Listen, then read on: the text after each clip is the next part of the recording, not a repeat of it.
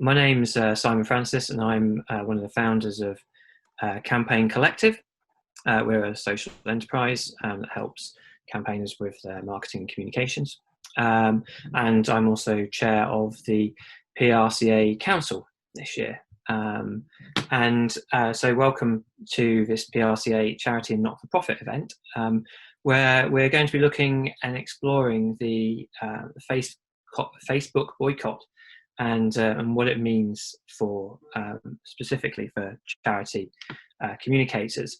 I'm delighted to be joined by Sarah from Charitycoms and by Kirsty from Civil Society News, and thanks to Kylie at PRCA for organising all the technology behind this. So just thought I'd just kind of, by way of sort of introduction, just sort of for those who kind of aren't aware of the sort of what started this idea for an event. A couple of weeks back now, 37 charities, and including us as a social enterprise, kind of got together to form a coalition to urge social media owners to take action against hate speech online.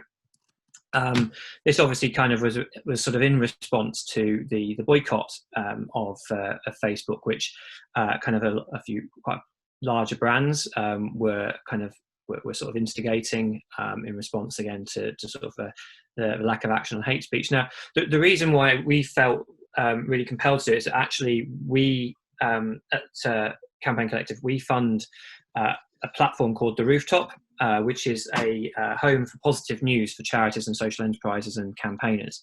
And we've got a Facebook group of around 50,000 kind of people who kind of comment on discussions, and we post not only our own stories into that, but also we post stories from kind of around the internet. And we noticed in the last few months a marked increase in the amount of blatantly racist comments that were being posted by our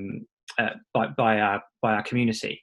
And kind of we sort of, it's the first time it happened. You know, we've been running this now for just over for 2 years, and not had any problems with hate speech or anything like that in any of our community, in any of our posts. And we kind of initially sort of thought, oh well, maybe we should block people, or we should kick people out the group.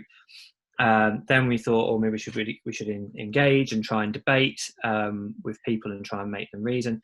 And then we saw that actually quite a lot of the content and sort of a lot of the hate speech seemed to be coming from suspicious looking accounts, frankly. And so we kind of started then trying to engage with Facebook and try and say, look, what's going on? What's happening to our community? Where are these people coming from? Who are they? Why are they saying what they're saying? And the response was just, frankly, we got no response. So then this initiative launched, and I think it's an amazing idea. Very full credit to Charitycoms and to the kind of the charities that have taken the step to join this coalition, because it is a bold move for charities to, who rely on Facebook for campaigning and for fundraising, to sort of make this step and say they're going to sort of start taking on the giants of social media. And I think it's been interesting to see the development of this. So for those who've just joined, I've just been introducing myself and giving you a chance to all join and get a cup of tea or coffee.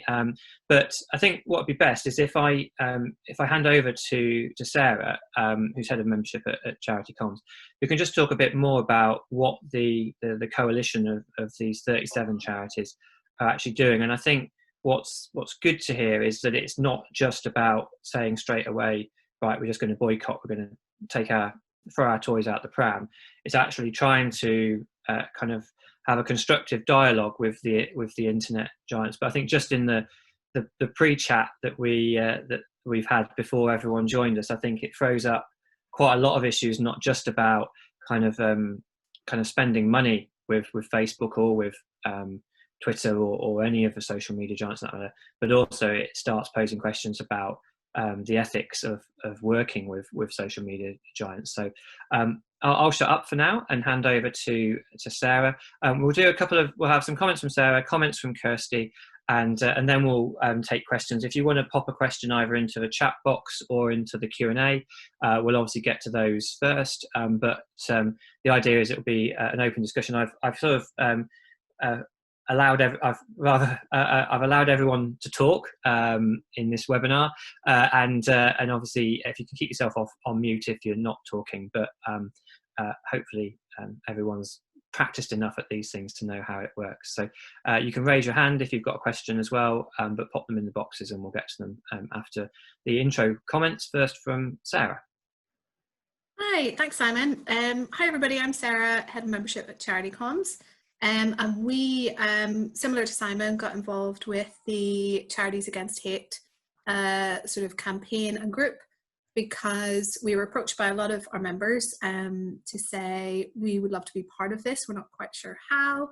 And it was a lot of charities who wanted to be involved but didn't quite feel that they were at the point or able to completely stop advertising, or weren't quite sure what that meant long term. So we have been working with the 37 charities involved and many more to set up a working group, which we are hosting on Mighty Networks, which is an online community. And there's a lot of issues that are not as straightforward as just a ban for July on advertising. As Simon said, there's a lot of things around fundraising, relationship building, raising awareness of key issues for charities, support for the services and vital information to get those across to beneficiaries. So the idea that tech and these big companies and social media in particular have such an ability and a power for good is fantastic if it's all used in the right way, which sadly we see it's not being a lot of the time. So considering that the mission of the charities that we work with is to build a better world, we want to make sure that the tech companies are also working and supporting us to do that in a positive way. So short term, the July boycott was a great way to get everyone together and to create this group. Long term, we want to start something where we have a more powerful voice, to have a collective which can propose clear changes that will benefit all of our communities, those people that we serve. So by working together, we have more power long term, and we want to have some more strategic decisions and recommendations so that we're able to say to Facebook and other tech companies, you know, these are things that we've heard from our beneficiaries. This is how hate speech is affecting the people that we work with, and this is how we want you to change. So we have set up 6 different working groups. So everything from lived experience, so to gather case studies, data, testimonials from the people that this is affecting every single day, to build up an awareness and more of a dialogue on how the impact is real. I mean, people are living their lives online every day, more so now than ever. So this is kind of a critical time to do it. Looking at lobbying, mental health research, how we can provide more resources and support for people who are not only being affected, but the people who are working at the charities who are having to respond to social media hate online on behalf of the beneficiaries as well. Product recommendations, so looking at what platform changes we'd like to see from the different tech companies, and also looking at ethical marketing practices for the sector, so sort of third sector best practice, and how we think we can all work together. So I'm going to pop my email address into the chat, so if anyone's on here who isn't part of that group yet or would like to find out more, just drop me a line and I can send you the link to join. And by joining the working group doesn't mean that you're committing to not spend money with, you know, social media companies. We understand that that's not practical, not realistic for a lot of people. It's looking now at the sort of long term, how can we make the internet a better place for our beneficiaries and for ourselves as we all work together. So that's an overall snapshot. Brilliant. Thanks, Sarah. And you know, so many issues already cropping up in my mind about things that we can talk about afterwards. But I think it'd be great, first of all, though, just to sort of get reaction. We're pleased to be joined by Kirsty, Weakley, editor of Civil Society News, because we thought it'd be useful just to perhaps sort of hear from her about kind of how this boycott and how the sort of the ethical marketing practices of charities are kind of being seen by the wider society and by the wider civil society. So, Kirsty, do you want to sort of chip in with some opening remarks? Yes, so as Simon said, I'm the editor of Civil Society News, which is a daily news service for the charity sector. And I've been covering charities for about nearly 10 years now. So ethics and charities is something that comes up time and time again, where we see charities hitting the headlines for all the wrong reasons, because the way that they've been going about either fundraising or delivering services to people doesn't match up with what they're actually set up to do. Previous examples of this have included women's rights organisations raising money from t-shirts that have been made in sweatshops in the Far East, or development charities that have got arms manufacturers as part of their investment portfolio. So I can certainly see, on the horizon, the idea that charities being too closely connected to social media firms, or benefiting from the bad things that social media firms are doing, becoming a more and more risky thing for charities to be involved in. I don't think we're there yet, but I think it's really great that you're having these discussions now about how to make sure that you're balancing all the risks and that you're trying to influence the social media companies in the right direction. So I'd also just say a quick word about fundraising, because I think social media platforms are quite slow to realise that their platform could be a fundraising platform. But in the last 18 months to 2 years, we've seen a real sort of increase in being used as a fundraising tool. Facebook last year raised billions globally. They won't give exact figures or nuanced breakdowns, which is really frustrating as a journalist, but we do know that Cancer Research UK raised 6 million last year, and Movember raised 2.5 million. And that is from individuals setting up fundraisers for those charities. So it's not even what the charity is doing to actively seek out donations. It's social media users using those tools to raise money for charities they care about. Also does make me think about the sort of indirect benefits that you get from just existing and social media existing, that potentially pose a reputational risk if it turns out those social media platforms are doing something that your charity is violently opposed to, but your supporters are using them. I don't know that there's an easy solution to that, but it's something to be aware of. And my final point is about trustees and senior leadership. Again, a few years ago, the discussion we were having about our trustees and chief execs was how to get some of these dinosaurs to understand the huge potential that social media offers us in terms of reaching a new audience, growing an audience, and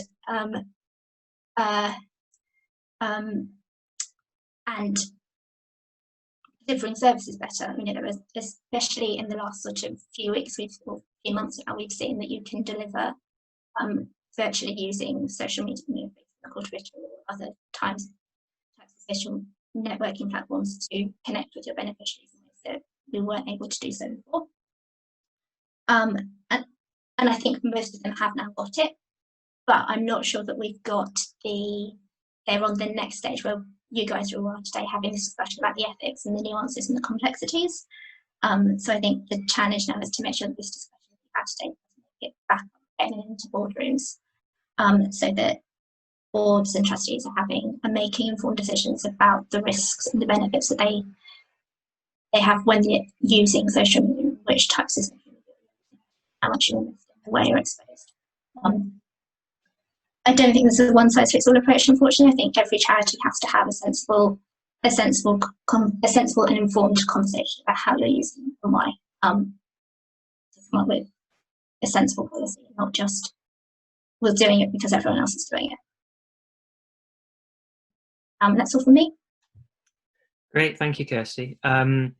Yeah, and I think that point about governance is absolutely key, really. In that, and I don't know, Sarah, from amongst the charities that are part of the coalition and part of the work, I mean, what's the sense in terms of kind of what buy-in what discussions have they had to have with trustees or with their board or line managers? Because I mean, getting an so there's some fairly big organisations who have signed up to this, getting their kind of weight behind it. Must have taken some doing. I don't know how much you can say about the discussions that took place, but I mean, clearly this must be something that's keeping boards and trustees and chief execs awake at night. Yeah, I think so. Absolutely. The mere fact that so many charities and big charities have signed on is, really speaks to that. And I think the sense that everyone working together can create a bigger voice is the most powerful thing. I mean, I just read a recent statistic as well that of people who have experienced online abuse, only, I think it was like 20% or something actually reported it to the social media platform. So all of our missions are to support our beneficiaries, and this is just one way that we can do it, because if they feel that they can't, but they see us taking a stand and standing up, not just for ourselves but for them, then it'll give them more confidence to do that themselves.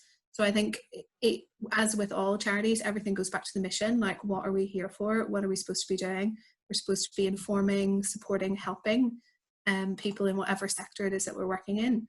And this is a major part of what we do, because our online lives are our real lives now. I mean, we're all, looking at each other online. So this time in particular, and it'll be interesting to see sort of this time in 6 months or a year, the differences in statistics around online hate and abuse, and statistics around online sort of bullying as well, how they've changed, because I imagine they'll only have gone up over the last 6 months. So if these are the people, the most vulnerable people in society that we're trying to support, the leaders and the CEOs, that's our job. That's our job, is to support them.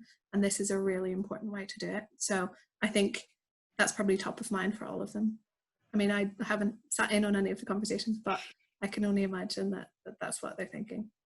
And I think, I mean, I gave the example of what's happened on our platforms, and kind of when we did start responding to kind of the hate speech and calling it out and challenging some of the things that people were saying.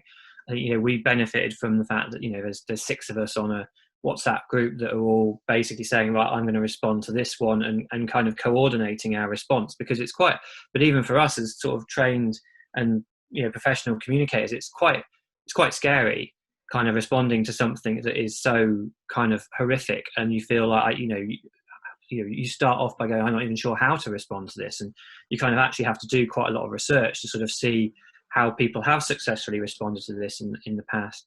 And I think but then knowing that you've got 6 people who are going to come in straight away and all like your response, and kind of and it's been interesting then to see how once you start a pushback, there is a snowball effect, and that kind of, and I think from the point of view of the kind of the boycott, I mean, certainly we're not going to tackle hate speech by kind of not talking to the people who are making that hate speech. There is, I think, a role to play in terms of the role of bots and kind of other agents that are creating kind of hate speech deliberately.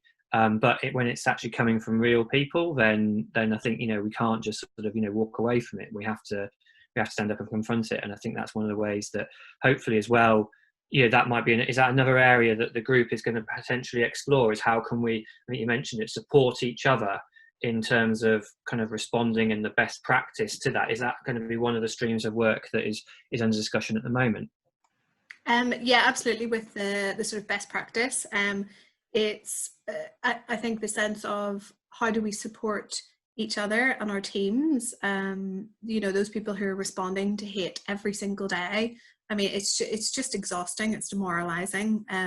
You can only imagine, like, when you stumble across it, you're reading a Twitter thread and you see and you fall down that rabbit hole. It's awful. But if you're then the one who is the spokesperson for your charity and you're having to actually respond to it, because if you don't respond to it, it's worse. So then it's like, well, how do we respond to it in, you know, a respectful way that isn't inciting more, you know, more communication and more aggression? So absolutely that's part of it. And the whole well-being as well, like how do we look after each other? How do we support colleagues? How do we all realize that this is what we're facing? And, you know, everyone knows that you can talk to someone on your team and you can find support. So yeah, that's definitely part of the conversation. And I guess for sort of, I suppose though, for sort of smaller charities, sorry, Kirsty, I don't know if you want to come in there. No. So, but for sort of smaller charities who perhaps don't have that kind of support of a wider team, that's where kind of networks, or perhaps as well, we need, you know, kind of the wider charity sector to kind of be aware of this debate and the fact that this is something that that the comms person or comms people in a charity are now having to deal with. Mm-hmm, definitely. I mean, I think it's kind of that thing where, you know, everyone thinks that they're a marketer now. Everyone thinks they're a comms person because everyone's on social media. Everyone knows how it works, knows how people respond. You know, if a big brand doesn't respond to criticism straight away, they get jumped on. So it's providing people with the tools, especially those people at small charities who wear so many hats and are under so much pressure, particularly at this time, how to support them to say what they need to say. Again, I think it's part of, as we said earlier, every charity is different. There's no one size fits all. So it's providing a sort of range of tools, a range of strategies that people can implement, and that they can feel confident doing, knowing that they have the sort of backing of the sector behind them, and all the time getting the evidence, getting the data that this is what's happening, this is what they're facing every day, that we can present to the tech companies and sort of say this, it's not acceptable, it needs to change. And Kirsty, I mean, I was interested in what you were saying about the kind of the wider ethics side of things with this, and obviously you picked up a couple of examples of kind of, you know, yeah, the sort of t-shirts being made in sweatshops, or, you know, kind of the investment side of things. But also, I mean, there's sort of a wider discussion, isn't there, about the ethics of engaging with media that are peddling hate. So, you know, should we be sort of talking to, and there's obviously a separate campaign about stop funding hate, for example, which, you know, tackles the Daily Mail and the Sun and people like that. Do you see that this is kind of these two issues or three issues really are interlinked? Yes, I think it's all part of that wider ecosystem, if you like, of trying to encourage best practice with, you know, you can withhold funding. I think when it comes to dealing more broadly with the media, it's, you know, you can't physically say, you can't stop, you know, the Sun or whatever from writing about it. There's a free speech element, but you can decide where you go to. You've got an exclusive interview and that kind of thing. But I think that's harder to do with social media platforms because they don't commission their own content. It's all generated content. And we have seen, I think one of the first sort of themes that I was writing about a few years ago was all of these. We're going to set up an ethical version of Facebook. It's going to be just for charities, and it's going to be a brand new social media platform that charities can use to engage with users. And there was about, you know, one set up every other week.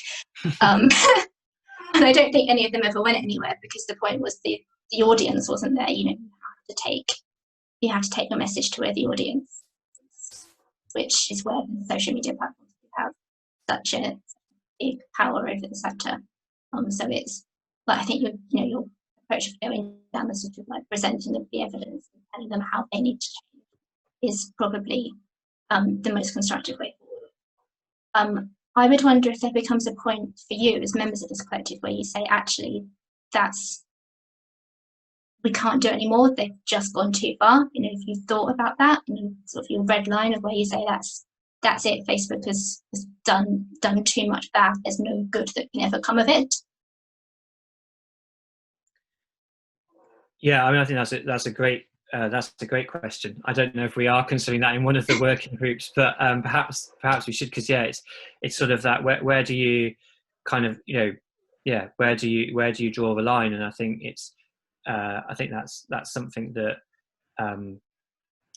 obviously everyone's sort of kind of conscious of, as to when does it get to the point? And in that instance, kind of we have to kind of think about kind of what would the impact be of abandoning a platform. And I think that's a huge, as I say, you mentioned it before, Kirsty, about the kind of the fundraising angle, and kind of the fact that might see a massive drop in income, and from organisations. And I think that's a big scary discussion that would that's where absolutely we need to kind of, as communicators, would need to work with the fundraisers and the governance people and the service delivery professionals as well, because it's just not something that I think we can sort of pick up separately. For those who sorry, I sort of forgot to, in all my own personal interest in asking questions, I sort of neglected to look at the questions that Sam had actually put up into the Q&A. So obviously, if anyone does have any questions, either, I think in this format of Zoom, you're able to raise your hand. You can put them into the chat box, or you can put them into the Q&A, or if you want to make a point just about the issues that we've been discussing, then please do raise your hand, or let us know in some way that through one of the boxes that you'd like to speak. And certainly it's not we welcome everyone else to sort of contribute to this discussion, to hear other people's thoughts. So Sam has raised his hand. So Sam, do you want to say something? Hey, yeah, thank you, Simon, and everyone else. I was just sort of thinking about the so to Sarah and Simon, how have you kind of started that conversation with Facebook and Twitter? And I'm just thinking back to when I was a journalist. Anytime you wanted to ask Facebook a question, I'm sure Kirsty will have found a similar thing, or you wanted to ask Twitter a question, it was just really difficult to get any proper engagement out of them. You'd certainly never be given a phone number. You'd probably just get, anonymous responses. So it'd be like a generic press@facebook.com email address, no names of like individuals attached to it, and kind of very much almost like the Queen and the royal family's form of comms, which is just don't say anything, don't acknowledge. Of course, these networks will still be keeping an eye on what's being said about them, but they won't necessarily be acknowledging. So just in, like the actual mechanics of how do you get in touch? Have you managed to get in touch? How do you expect that engagement and that conversation to happen? Would be interesting to know. Well, the some of the charities that have signed up to the working group were invited to have a conversation with Facebook a couple of weeks ago. So they attended that meeting and then fed back to our working group. It didn't sound like, it sounded like they were kind of testing the water to see, what charities were thinking, what they were sort of planning to do, not providing a lot of sort of concrete, this is how Facebook is going to support you or how we're going to answer your questions. But it was an initial dialogue. So part of our next step now is to, with our working groups, each of them is having separate meetings to discuss the sort of recommendations, next steps, and the timeline of what we want to see, what we'd like to see changed. And then we would use that kind of avenue back into Facebook, I guess, to start that dialogue again. So at the minute, there was a sort of that initial conversation with Facebook, but the rest, I would imagine, would be a bit more of a campaign, a little bit further down the line, once we have sort of clear recommendations, sort of how we would like the platform to be used in a more ethical way, guidelines for charities themselves.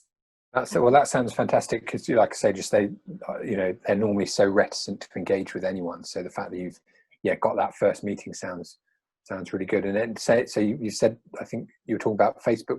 What about Twitter? Is there any We haven't had progress? connection with them yet, but I think it sort of all stemmed off the Facebook ad boycott, so that sort of made sense. That was a natural connection. Of course.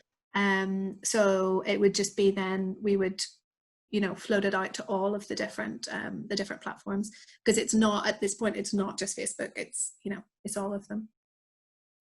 And I think, yeah, that's the key thing is really going to be when those asks are developed and when the working groups have done their work on sort of understanding what is kind of possible and what isn't possible, that then we can then sort of start launching a campaign. And obviously, you know, kind of the support of PRCA members, of the wider Charitycoms group, I know we did have NCVO, Kivo, you know, kind of getting all the other umbrella bodies to sort of push that out through their network. And I think, you know, at the end of the day, clearly the boycott and the work that's been done so far has rattled Facebook. You know, as you said, Sam, very rare to actually get an audience with them. So the fact that they have chosen to sort of try and engage means that they're clearly worried about what we might be all thinking and what we might be all planning on doing. So I think that's sort of an encouraging sign that if we do act with a collective voice, then we can have, you know, we do have power. Because I think, you know, it is, you know, they will be worried about if you know, if this were to happen again, but with a larger group of charities, then, you know, kind of the message that sends out to users. And, you know, if they suddenly started seeing people dropping off from using the platform, then, you know, that's what they're, you know, kind of scared about. So, I mean, I mean, you think, you know, you're right. They do try and sort of operate in a very different way, but equally, they're only worth anything because of the people that are part of that network. And if people aren't wanting to be part of the network anymore, then there's no value in the company. So yeah. So are there any other questions or points that that anybody would like to make? I don't know if Sarah, you just want to expand on the sort of the question that was asked about kind of the reasons for people either not being part of the boycott to start off with, or kind of, you know, has there been any sort of pushback as to, you know, and any criticism, I suppose, of kind of the boycott and of the working groups being set up? Not really. I think the whole it was because obviously it started off with the American campaign, which was by a lot of sort of bigger companies like Unilever. But even then, like, they have since come out and said that dialogue and conversation is, like, long term the best way to make change. Like, making a kind of initial splash, particularly big corporate companies who have a lot of spend, that, you know, financially could potentially have an impact and make the social media companies sort of sit up and take notice. But long term, it's more having a collective voice. And exactly as you said, Simon, the idea, the sort of reputational damage to them long term could be a lot more damaging than, you know, the charity spend is probably not, you know, going to damage them financially that much. It's more the idea that if all of these charities are saying to their, you know, their users, we don't like these practices, you know, we're just not going to be on there anymore, then it's a lot more damaging and a lot more effective. But I think the initial part of the reason why we got involved and we wanted to set up this working group was to be a hub of information for charities, so that if they weren't quite aware of what was going on, or if they weren't quite sure how they could get involved, or the degree that they could get involved with, then they could come to us and ask. And also we could, like, just disseminate the information to our members. So I think it's not necessarily that people were against the idea, it was just a bit of uncertainty and a bit of not really knowing what was going on. So I think hopefully that helped clear it up for people, and that they can find more information on our working group. Whether they want to be part of any of the groups or not, that's absolutely fine. People can still join just to keep informed, and to see what's going on and to share the information within their own charities. And what's sort of the reaction been in terms of like how many more people have we have joined either just to observe and watch or to take part in the working groups? Has the number gone up much from the original 37? Yeah, there's a lot more charities, like separate charities, that have sort of joined the network, which is brilliant. Not necessarily signed up to the Facebook boycott, because July is over now anyway, but more to be part of it and to have a say in, you know, sort of the strategic plan going forward, which is what we need. We need as many charities as possible to get involved, because we're, you know, there's strength in numbers, and if we all work to the same goal and have the same sort of ethical marketing practices, then we can sort of support each other, and people will, speaking to our earlier points about supporting the team and the people that are kind of on the front line of social media, helping them with the tools and the knowledge that what they're doing is the right thing, and that the whole sector is kind of behind them and there's this voice. And what are the timelines in terms of when do you expect the groups to have kind of completed their work and their discussions and actually have kind of concrete proposals to go to back to the Facebook and Twitter and social media owners? We're thinking by the end of the year, because everyone is so busy. You know, it's a kind of voluntary thing from all the people from the charities. So we're just trying to get each of the groups set up with different meetings, you know, to talk through what they want to do. Each one to kind of come up with a statement of their sort of purpose as well. And obviously come up with kind of a campaign sort of promotional element as well, so that we can get more charities involved. So if anyone on here wants to get involved, please let me know, because we need everyone on board. Great. Nikki, I think you've got a question or comment. Yeah, so firstly, thank you very much. It's a really interesting campaign and important campaign that you're talking about.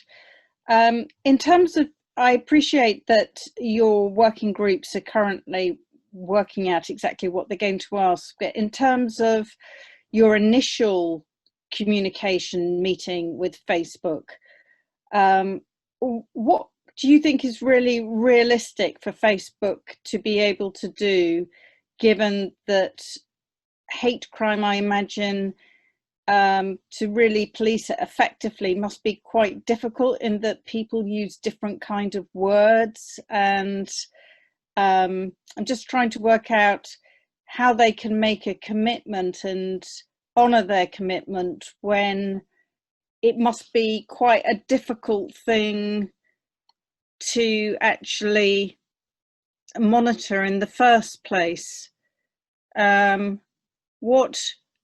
What kind of responses have you had from Facebook on the practicalities of addressing this problem effectively?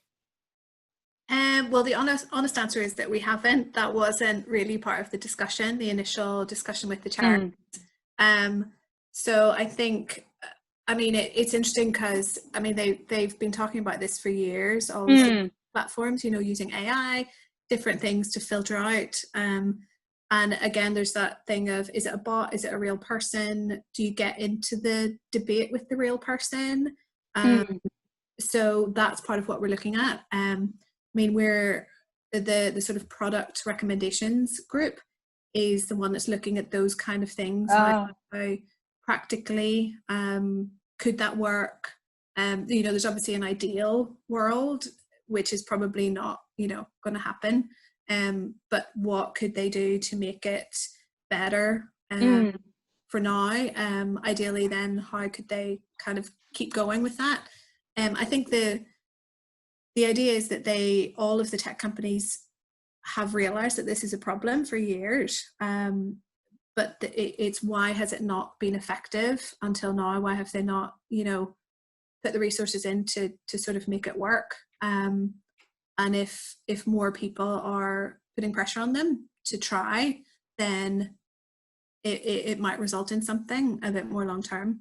At the minute, we don't have any sort of concrete suggestions, but that's what we're working on.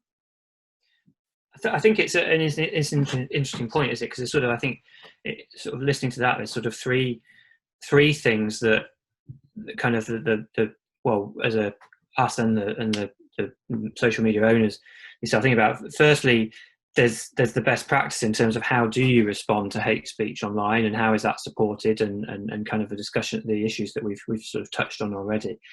The second point is the one that you made, Sarah, is about what is the product development, and I think that's where, you know, kind of people who've got knowledge of the platforms and their inner workings, and kind of, you know, the AI and things like that. What more could be done there?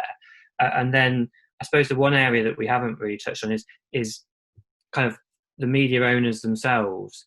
Kind of they say they condemn hate speech, yet they're not really doing anything to instill on kind of their own users that this behavior is unacceptable, and almost, you know, kind of, you know, they will see, they know everything that we're all saying all the time. You know, they should be able to see when trigger words are coming up, and, you know, should it really be down to us or, you know, another organisation to fund an anti-hate campaign on Facebook? Not really. It should be the job of, if Facebook are serious and Twitter are serious about tackling this, they should be funding the campaign to educate their own users on this. And I think that's a kind of an area that we haven't really kind of seen explored or discussed yet. I'm wondering if there's a fourth area as well to those three important points, which is, if you're in a situation like Simon described right at the beginning of, you know, you're running a page and then suddenly you start seeing abusive comments, you know, it's, as Simon didn't find an effective place to go within Facebook, you know, where can people go and where will it be looked into? Because whilst there might be trigger words, there will always be people who do things that you don't anticipate, that shock and seem to come out of field. So, I mean, that would be basic, wouldn't it? That NGOs would have a designated person channel that they can use. Well, because, you know, you're right, Nikki. Because, I mean, you know, if anyone here is you know, manages Google or Facebook accounts, you have an account manager, and they are very quick to come on board and tell you how you can better spend your money, or spend more money, or kind of, you know, divert your money into different ways. You know, there should be people kind of there for you who and you can speak to them. There should be people who you can speak to about, well, how do I deal with this problem on my page? Because, as you say, it can happen to any, you know, it can happen to any organisation, not just charities.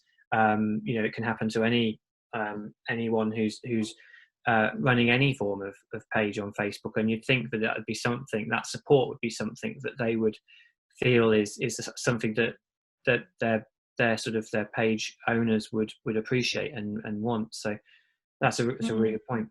I mean, I wonder whether, I'm just thinking that years ago I set up Community Newswire with the Media Trust, and that was a press association media trust joint initiative, and whether actually some of these big tech companies could work in partnership with organisations like Charitycoms and or the Media Trust, and so that they're working with a body that understands the sector, and there's funding for the charity sector's contributions, so that the charity body would get some funding to provide a key member of staff who would provide input, so that what they do is sensitive to the sector. That's a really good point. That would be great. Brilliant. Thank you, Nikki. Does anybody else have any? I'm going to sort of threaten to wind things up if no one else has any questions or comments. Although it's been a really fascinating discussion so far. Is there any final points, Kirsty or Sarah, that you'd like to make before we wrap things up? Yeah, actually, I thought I would just build on something that Sam said about Facebook and Twitter being impossible to get hold of as a journalist. And he's absolutely right. If you have a question for them, it is impossible. But they were very keen. Actually, Twitter doesn't have it, but Facebook definitely, when it launched Facebook donation scheme, launched its Instagram donations, has been very keen to get hold of the sector press to make sure that charities are aware of this. They haven't answered our questions. They've still just sent us the press release. We're going to cover it, but they have been keen to get hold of us then.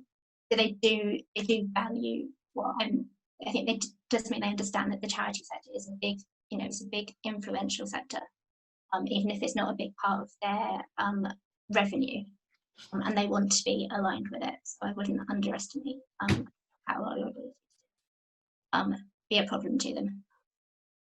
I think that's an interesting point, and the rise of Insta donations and kind of the launch of that. I think that also does give a good hook to, especially with the Facebook owned bit of the of social media.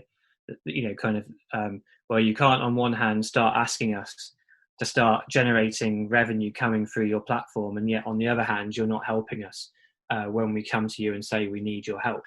So that could be a really interesting way of leveraging Facebook current priorities potentially.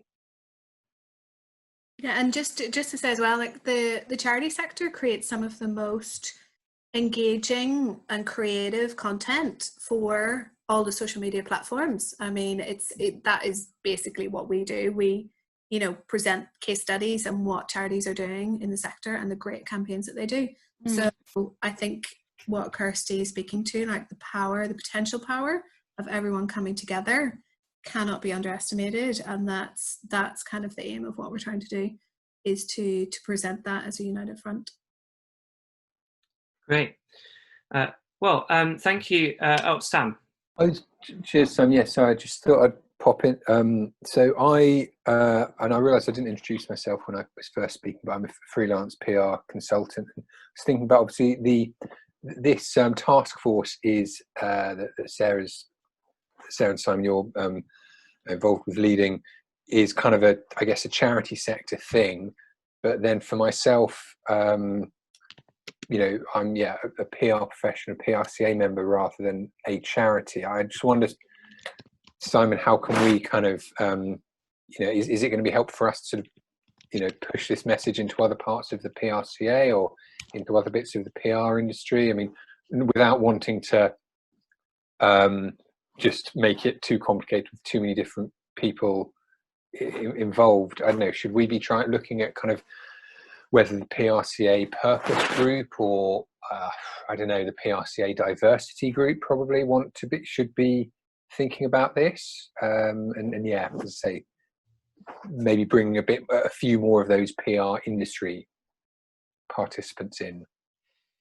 Yeah, no, that's a really good point, Sam. I think had I thought about this a bit, or had longer to pull this thing together, then it may have been good to have got some of those other groups and the tech group as well involved in this. And obviously, though, from all I can say on behalf of from the PRCA's point of view is that obviously we would love to continue to support Sarah and everyone at Charitycoms in any way we can with this. So we'll I think we might pick that up offline, Sarah, and I'm certainly going to make sure that there's sort of a note of this and a kind of a blog post that goes out about this, and I'll work with Kyrie and the team at the PRCA to kind of then engage with other people, and certainly ethics in PR is one of the big areas that the PRCA Council is looking at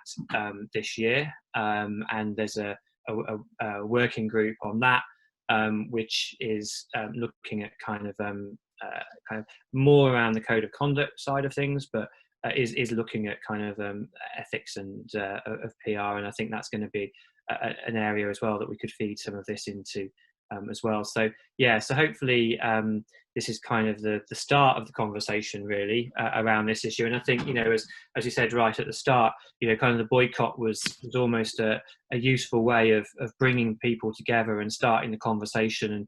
And we've got obviously a few months where we can build together kind of, you know, what the solutions are that we want to see happen. And then it's only going to be if we all work together and campaign for them that we're going to get them implemented. So definitely hope this is the start of a conversation rather than a one-off event. Yeah, absolutely agree. And I love the use of the phrase task force. So after this, I'm going to go off and make myself like a superhero cape or something. Thanks, Sam. Brilliant. Well, thank you very much to Kirsty and to Sarah for taking part, and to all of you for attending as well. And as Sarah said right at the start, if you would like to get involved in the working groups or task forces or coalitions or whatever we decide to brand ourselves as, to discuss the issues here, and there are, as Sarah mentioned, there's 6 working groups looking at the various different aspects of the things that we've discussed and covered in this session. Then please get in touch with Sarah, who's on sarah.clark with an E at charitycoms.org.uk, and her email address is in the chat box as well. So unless there's any other points from anybody, thank you everyone for attending. Thank you very much to Sarah and Kirsty and to the PRCA for organising this. And yeah, hopefully, as I say, this is the start of the conversation.